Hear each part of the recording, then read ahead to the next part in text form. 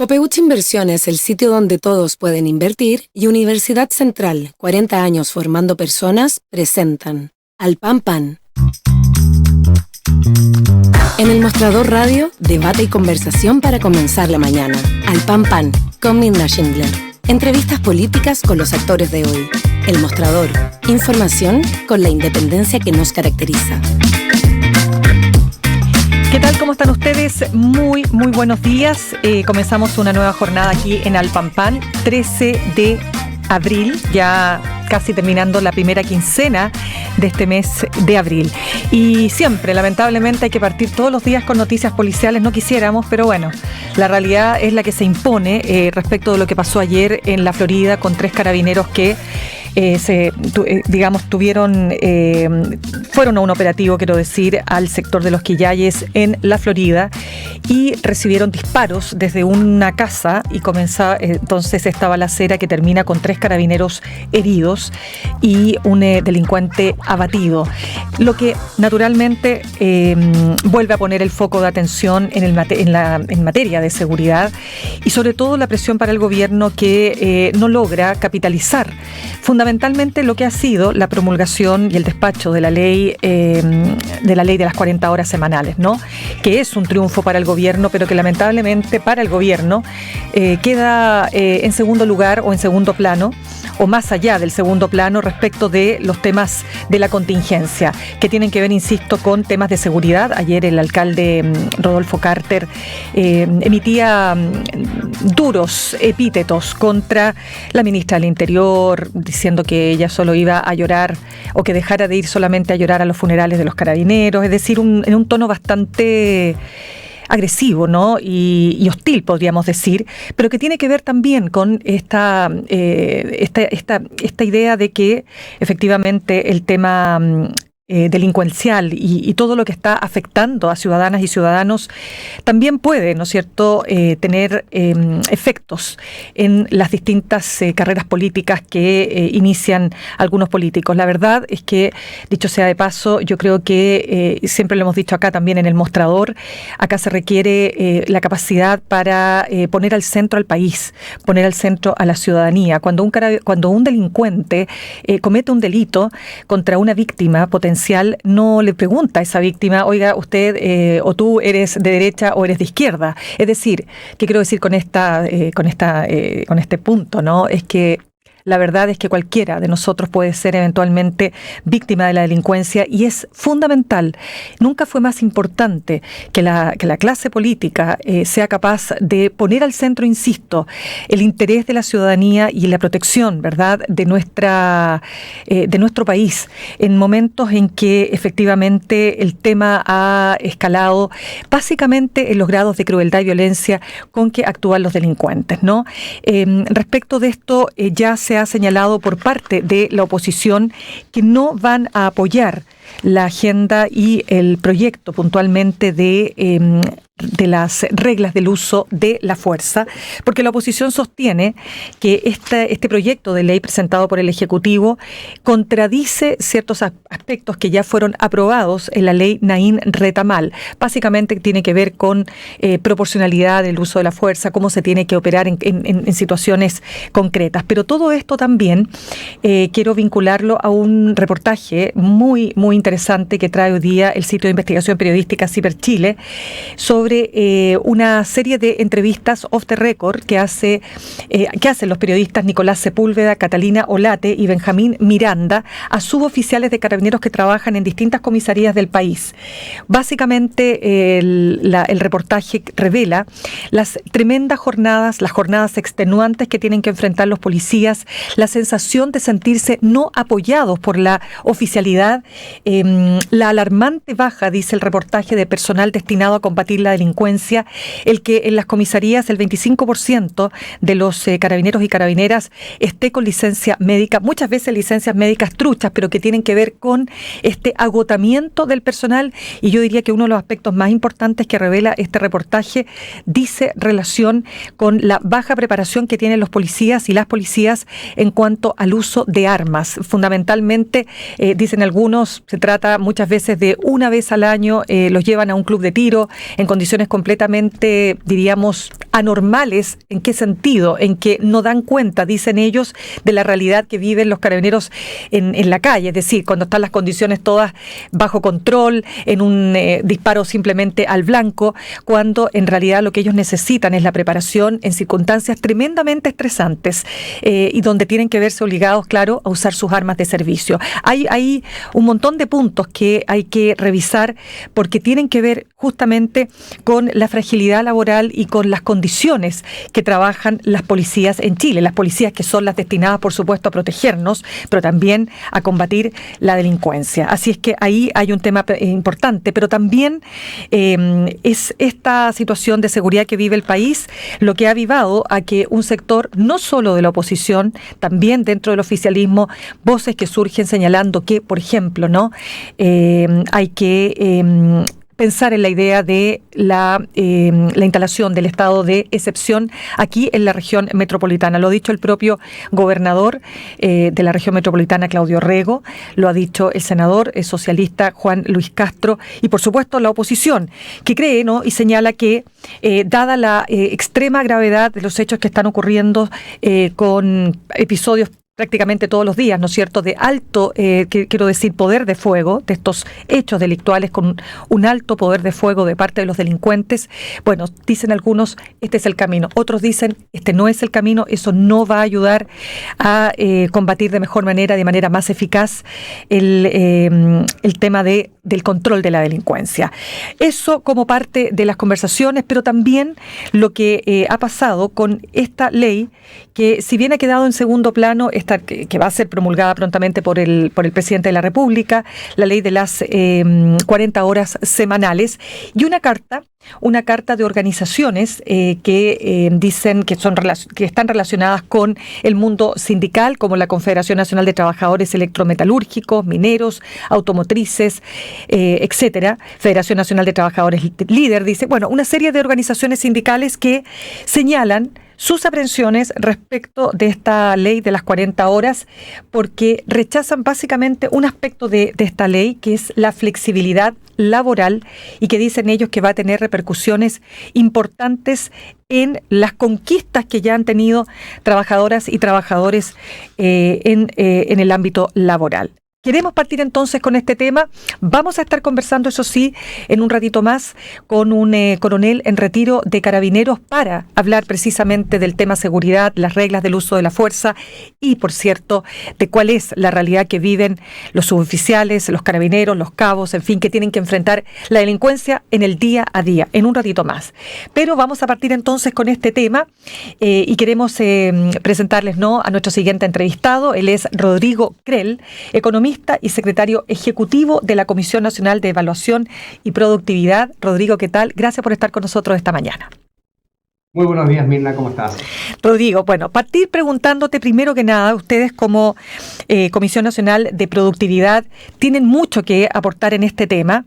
Y yo ayer leía una entrevista a Rafael Berguán, el presidente, señalando que si bien hay aspectos positivos de la ley, hay una aprensión respecto de aquellos trabajadores que tienen menos preparación, menos calificación y que podrían enfrentar con mayor probabilidad una posibilidad cierta de perder sus empleos. Me gustaría partir entonces por ahí. ¿Cuáles son los aspectos positivos y cuáles son los aspectos que hay que atender de esta ley de las 40 horas? Claro, mira, las leyes de este tipo siempre tienen aspectos positivos y también riesgos o aspectos negativos. Nosotros el año 2019, el gobierno en su momento nos encargó estudiar, hacer un análisis técnico de los efectos que tendría una reducción como la que se acaba de aprobar y encontramos que primero habrían grupos más beneficiados que otros y algunos potencialmente más perjudicados. Y efectivamente lo que decía Rafael es lo que nosotros encontramos en ese estudio. Los grupos de trabajadores más, entre comillas, vulnerables a ser sustituidos, por ejemplo, enfrentarían un mayor riesgo de perder su empleo y también de, a lo mejor, reducciones salariales o, bueno, crecimientos futuros más acotados de sus salarios, ¿no? Entonces, habrían grupos perjudicados, grupos más beneficiados. Esto beneficiaría a personas que están trabajando menos que el límite que se fija ahora de 40 horas.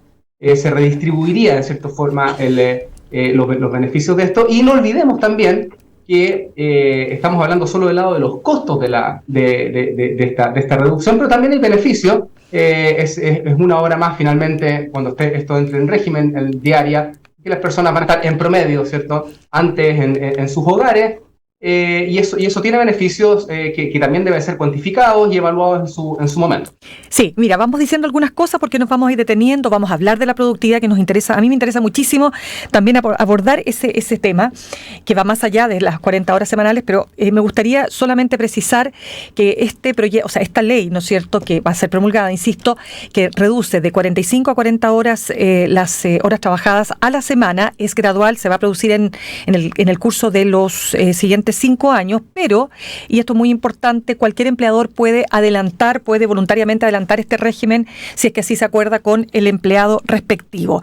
Entonces, a ver, vamos por lo que, digamos, señalan estas organizaciones sindicales respecto de sus aprensiones en cuanto a la flexibilidad laboral. Mira, por ejemplo, acá estoy viendo que dicen lo siguiente, dicen que le entrega al empleador la elección de los turnos de trabajo, avisando con solo una semana de anticipación, te pongo un solo ejemplo, y la posibilidad de que en ciertas semanas se deban trabajar hasta 52 horas, aparte del tiempo de colación, con el fin de ahorrarse el pago de horas extra. ¿Podría ocurrir algo así? Bueno, yo la verdad no soy abogado laboralista, habría que preguntarle en ese caso a alguien especialista en los efectos, digamos, prácticos de la ley, pero entiendo que la introducción de la flexibilidad puede generar resquemores en grupos y en asociaciones que tradicionalmente se han opuesto a ese tipo de reformas de mayor flexibilidad. Recordemos que aquí la flexibilidad se introduce para mitigar de alguna forma los posibles efectos negativos, ¿cierto?, de una rebaja de la jornada laboral de 40 horas fija, digamos, sin esta posibilidad de promediarlo en el tiempo. Entonces, claro, esa disposición, por un lado, debería aminorar los efectos negativos sobre el empleo, los salarios y la productividad que nosotros encontramos en nuestro estudio. Pero por otro lado, claro, hay gente y tipos de trabajadores a los cuales eso puede perjudicar. Ahora, recordemos que la ley permite, ¿cierto?, acumular más horas en algunas semanas, pero eso es compensado con menos horas después. Ahora, no, hay costos y beneficios, aquí no hay forma de que salgan todos ganando al mismo tiempo. Ya en Chile hemos empezado a votar ese tipo de reformas que son win-win, digamos, para absolutamente todo. Y lo que yo haría sería un llamado a evaluar el funcionamiento de esta ley a medida que se va implementando y cuando ya esté implementada completamente en régimen, y mirar si es que efectivamente se producen abusos desde ese punto de vista, y bueno, corregirla cuando sea apropiado. Hay que estar monitoreando la implementación de esta ley, es muy importante con esta y otras leyes, estar monitoreándola para evaluar los efectos positivos, negativos, y estar muy atentos a corregir los defectos que puedan ser evidentes a medida que se implementa. Bueno, y lo ha dicho la ministra Janet Jara, evidentemente que hay que poner al centro, ha dicho ella, lo más importante, que es que se logró con una amplia transversalidad en su aprobación, no solo en el Congreso, sino que también con las distintas entidades empresariales, esta ley, y que por supuesto, claro, hubo que cambiar, hubo que hacer modificaciones al proyecto original, pero pues, viendo el brazo medio lleno, hay ya una ley en este sentido que hay que saber destacar. Pero quiero entrar directamente, Rodrigo, con lo que señalaba Rafael Berguán, que tiene que ver con la productividad. ¿Por qué? Porque se dice que nuestros trabajadores y trabajadoras en Chile tienen una baja productividad, ¿no? Y ahí hay toda una discusión respecto de qué es lo que genera esa baja productividad y si es que efectivamente va a pasar lo que dice Rafael, que aquellos que tienen menos formación, ¿no es cierto?, van a terminar siendo más vulnerables a un posible finiquito, despido o término de su relación laboral.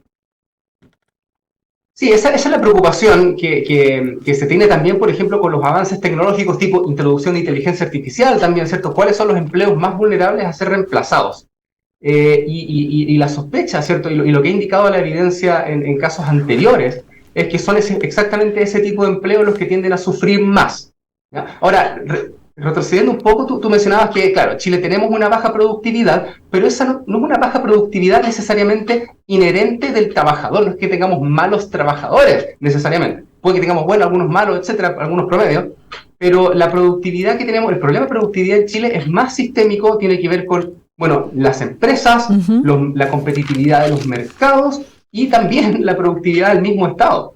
Y cómo el Estado puede, ¿cierto?, hacer cosas que terminan entorpeciendo a veces o no facilitando los avances de productividad que se requieren. Entonces yo no centraría en el análisis, la productividad misma de los trabajadores tiene una connotación un poco odiosa, ¿cierto? Pensar que el chileno es mal trabajador, no es necesariamente así.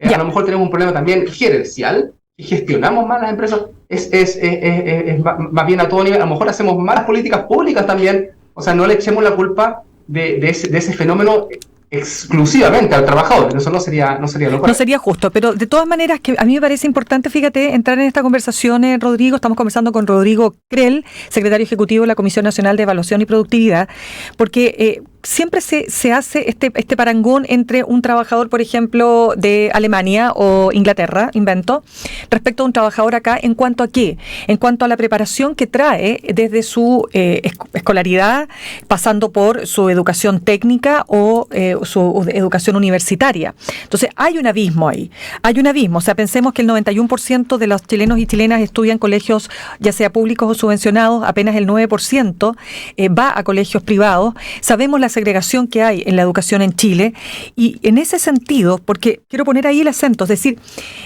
¿en cuánta desventaja están nuestras trabajadoras y trabajadores, ¿no es cierto?, respecto de aquellos que están en una situación distinta en países europeos o en países desarrollados? Bueno, ciertamente, nosotros tenemos un problema educativo, lo vemos y estamos francamente en una crisis actualmente, vemos lo que está pasando en los colegios, ¿cierto?, con grados altísimos de violencia incluso, que obviamente impiden que haya un desarrollo ni siquiera normal de las actividades escolares, y eso repercute, por supuesto, en la formación y la productividad posteriormente. Y esa desventaja tenemos que hacernos, por supuesto, cargo. Y ciertamente es uno de los factores más importantes que afectan la productividad del país, la formación de los trabajadores, la formación continua también. Después, una vez ¿cierto?, iniciada la carrera laborales, tenemos muchos desafíos en esa materia. La Comisión Nacional de Productividad ha estudiado esto en estudios pasados y ha hecho una serie de recomendaciones que permitirían empezar a cerrar esa brecha. Ahora yo encuentro muy, muy preocupante lo que ha ocurrido últimamente con los colegios. Estamos realmente en una situación muy complicada. El año pasado lanzamos un reporte sobre el efecto que tuvo el cierre de los colegios y los inconvenientes que trajo la educación, semi-educación que pudo hacerse a distancia en la mayoría de los colegios de manera remota, que fue bastante poco satisfactoria, y estimamos que hay una pérdida de lo que llamamos capital humano hacia el futuro que nos va a penar en productividad. Claro, lo que pasa, Rodrigo, es que tenemos una disparidad brutal entre colegios y colegios, entre lo público y lo privado de partida. O sea, no hemos logrado cumplir ese sueño de los estudiantes del 2011 que decían educación pública gratuita y de calidad, de partida. O sea, hoy día, lamentablemente para los destinos del país, todavía tenemos una educación pública muy deficiente. Los profesores hacen tremendos esfuerzos, pero no pasa necesariamente por los esfuerzos que pueden hacer los profesores, las y los profesores, sino que además tiene que ver con la inversión que hay en educación y con la capacidad, insisto, de darle a la educación pública el lugar que corresponde. Que no pase en Chile que tú tienes que tener un buen bolsillo, una buena billetera para darle a tu hija o hijo, ¿no es cierto?, una buena educación. Y eso es un problema serio que tenemos acá. Y ahí vincularlo con la educación técnica. Es decir, ¿cómo vamos a competir a nivel internacional si desde ese lugar estamos tan lejos, nos falta tanto por avanzar? ¿Cuál es la reflexión ahí? ¿Qué es lo que falta? ¿Qué es lo que dirías tú? ¿Dónde no se ha hecho lo suficiente? Mira, primero estoy muy de acuerdo con tu diagnóstico. Tenemos falencia en el sistema educativo y ni siquiera los colegios privados, ¿cierto?, que pueden llegar a ser bastante caros, ofrecen una muy buena o excelente calidad de la educación. Y es ahí donde tenemos que poner mucho esfuerzo. no solo en términos de recursos, sino que también reformas profundas en cómo se enseña y todo ¿cierto? Lo que rodea el sistema educativo en términos de las mejoras sociales que se requieren para que los colegios puedan actuar efectivamente. Seguridad, nuevamente, es un tema clave, porque sin eso los colegios ni siquiera, o sea, ¿qué le podemos pedir a profesores y estudiantes que tienen que desenvolverse en entornos donde no existen los mínimos grados de seguridad, ¿no? Entonces, absolutamente, tenemos que empezar a hacernos cargo o seguir haciéndonos cargo, seguir avanzando en esa materia con más decisión, pero digamos, hasta ahora los esfuerzos han sido bastante infructuosos en esa materia. No hemos avanzado en los índices educativos, hemos avanzado demasiado lento. Las pruebas internacionales así lo demuestran. Y en eso estoy muy de acuerdo contigo. No tenemos una piedra de tope ahí, no vamos a poder avanzar en productividad sin mejoras sustanciales en nuestra productividad al momento de educar a nuestra población. Rodrigo, ¿por qué se invierte tan poco en Chile en innovación y tecnología? ¿Por qué? Ese es un temazo. Efectivamente, los datos muestran que invertimos un porcentaje muy bajo de nuestro Producto Interno Bruto en investigación y desarrollo. Y eso no ha cambiado a pesar de medidas y de políticas que se han implementado, los créditos tributarios, etcétera. Parece no mover mucho la aguja. Si bien nosotros como comisión no hemos estudiado aún ese tema, la evidencia parece mostrar que lo que está faltando es la demanda por parte de las empresas para innovar. Las empresas, aparentemente, o uno podría, yo especularía, sin haber entrado a hacer el estudio aún, que no se ven suficientemente presionadas desde el punto de vista de la competencia que enfrentan para innovar, porque no lo ven como una necesidad última de supervivencia. Los países, cuando uno ve países que tienen altas tasas de innovación, son aquellos que tienen una razón existencial para innovar. Y por eso en muchos países la innovación viene desde el mundo, por ejemplo, militar, ¿cierto? Países que tienen una necesidad de defensa que es realmente absolutamente necesaria para su existencia. Bueno, se ven están obligados, porque si no son países que no logran sostener su situación geopolítica o su misma existencia y se ven presionados. Desde el punto de vista del sector privado también tiene que pasar más o menos lo mismo. Empresas que tienen que ver que o innovo o muero, ¿no? Y eso pasa cuando los mercados son muy competitivos, son muy abiertos, existe un espíritu emprendedor y políticas que promueven también el emprendimiento y el escalamiento, el crecimiento de los emprendimientos para desafiar a las grandes empresas establecidas. Y eso parece ser que en Chile esas fuerzas de mercado no están tan presentes. Y por lo tanto, unas políticas por ese lado tienen que ir hacia, aumentar tanto el fomento de la innovación, pero también la competencia en los mercados, hacer más vulnerables, entre comillas, a grandes actores establecidos. Por supuesto, y todo esto también para entender entonces, Rodrigo, ¿de qué manera hoy día las y los trabajadores tienen que estar mejor preparados para el mundo que ya está acá, no es que se nos viene? O sea, la inteligencia artificial hoy día permite, por ejemplo, que un vagón de metro no tenga que ser conducido por un chofer aquí en nuestro país, digamos, ¿no? Que es una cosa increíble. Pero así como tantas otras que empiezan a hacer que muchos trabajos, tal como los conocíamos, están dejando de existir, y probablemente eso va a ir aumentando cada vez más. Entonces tú tienes que hacer una reconversión, porque de lo contrario va a ser un desastre desde el punto de vista social. ¿Te fijas? Entonces, ¿cuál es ahí la recomendación? O sea, ¿a quién hay que zamarrear, digamos, de alguna manera en este país para que estas cosas vayan generando un curso de acción que permita prepararse mejor ante esas eventualidades? Sí, ahí necesitamos varias acciones. Como bien dices tú, se nos viene probablemente una avalancha de innovaciones desde el punto de vista de la inteligencia artificial que amenazan muchos empleos, una gran cantidad de empleos, y por lo tanto nuestra preparación en términos de competencias digitales es fundamental. Poder adaptarse, poder reconvertir y aprovechar, es un poco cliché, pero aprovechar lo más como oportunidad, ¿cierto? Esa transformación digital que aparentemente todo indica que se va a acelerar fuertemente. Y por lo tanto necesitamos varias acciones. Primero, mejorar de base nuestro sistema de nuevo educativo. Volvemos a ese punto, ¿cierto? ¿Cómo vamos a tener competencias digitales, ¿cierto?, de alta tecnología si es que no tenemos los mínimos estándares básicos para nuestra enseñanza de nuestros jóvenes? Y luego se requiere orientar esfuerzos sobre todo en nuestra educación superior hacia esas materias, hacia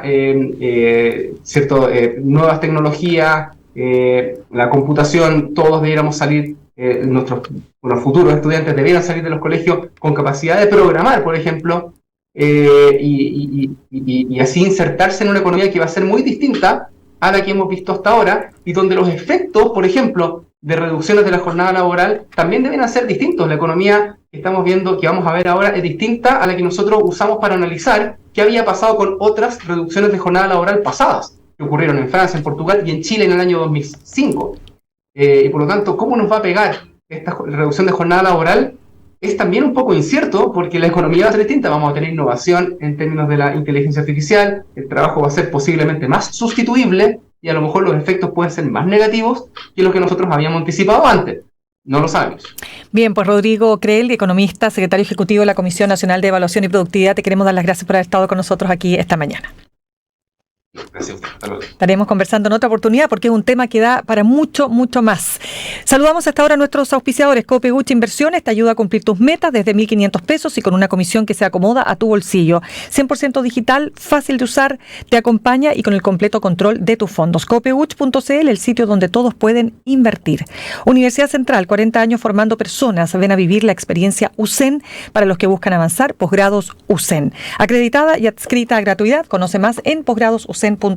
Al regreso vamos a estar conversando con Jorge Miranda, coronel en retiro de Carabineros con experiencia en trabajo operativo en comunas de alto riesgo. Ya volvemos. En instantes, una nueva entrevista en Al Pan Pan con Mirna Schindler por El Mostrador Radio.